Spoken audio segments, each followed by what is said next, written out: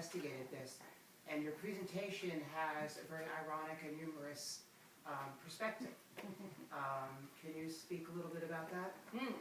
That's an interesting question.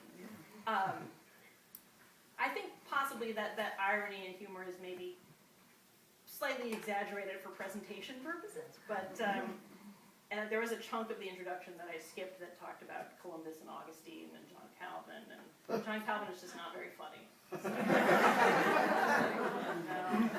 you have to have him in there because it's important. But in general, because it is a topic that is really a serious, like everybody here took this topic very seriously, right?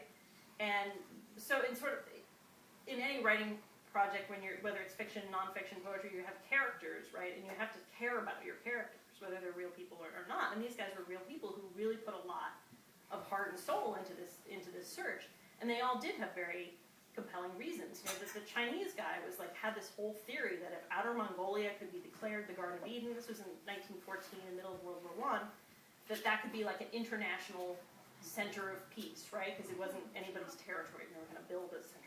You know, it's a wonderful idea. Like, I'm not out to like laugh at that or be ironic about that. I think